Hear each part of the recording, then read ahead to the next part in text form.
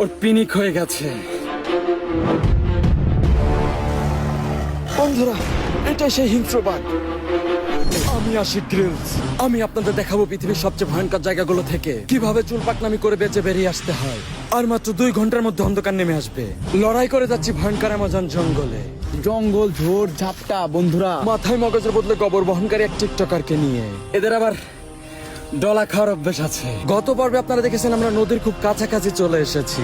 এই দেখেন একটা নালা। আমরা এখন থাকার ব্যবস্থা করে ফেলেছি, থাকার স্থান বানিয়ে ফেলেছি বন্ধুরা। ও প্যান ভরে হেগে দিবে। দেখা যাক ভয়ঙ্কর অ্যামাজন জঙ্গলে এই সাপড়ি টিকটকারকে নিয়ে আমি 7 দিন সার্ভাইভ করতে পারি কিনা।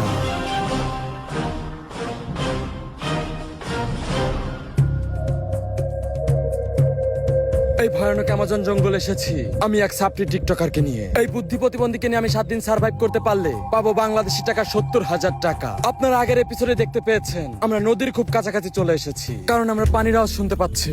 আসলে মধ্যে কথাটা হলো, এইখানে আমাদের সার্ভাইভ করতে হলে আমাদের সবসময় খেয়াল রাখতে হবে। পানির সন্ধান করতে হবে, খাবারের সন্ধান করতে হবে, থাকার স্থান খুঁজতে হবে। তাহলে আমরা এখানে টিকে থাকতে পারবো। আর আমি একা হলে কোনো সমস্যা ছিল না, কিন্তু এই মালটাকে নিয়ে চলাফেরা আমার একটু কষ্ট হচ্ছে। এখন দেখা যাক আমি কি করতে পারি এই অ্যামাজন জঙ্গলে। আর আমাদের যাত্রা শুরু হয়েছিল অ্যামাজনের ঠিক এই জায়গাটা থেকে। তো দীর্ঘ 2 দিন সার্ভাইভ করার পরে আমরা আছি অ্যামাজনের ঠিক এই পয়েন্টটায়, যেখান থেকে নদীর দূরত্ব খুবই কাছে। আর আমাদের হাতে আছে আর 5 ঘন্টা সময়। এই 5 ঘন্টার মধ্যে অন্ধকার ঘনিয়ে আসবে। তো আমাদের দ্রুত থাকা এবং খাওয়ার ব্যবস্থা করতে হবে।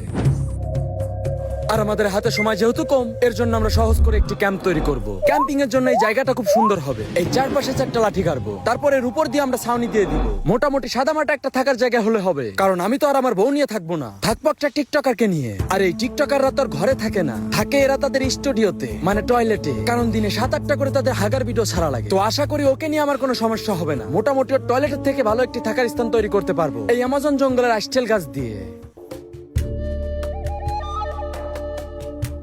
প্রায় 3 ঘন্টা লাগলো আমাদের একটি ক্যাম্প তৈরি করতে। আর ক্যাম্পটি যথেষ্ট সুন্দর এবং মজবুত হয়েছে। তো এই জায়গাটা ক্যাম্প করার একটাই কারণ, আমাদের এই ক্যাম্প থেকে নদীর দূরত্ব মাত্র 1 কিলোমিটার। আর আমাদের যাত্রার মেন পয়েন্টটাই যেহেতু নদী, তো আশা করি আমরা সঠিক পথে আছি।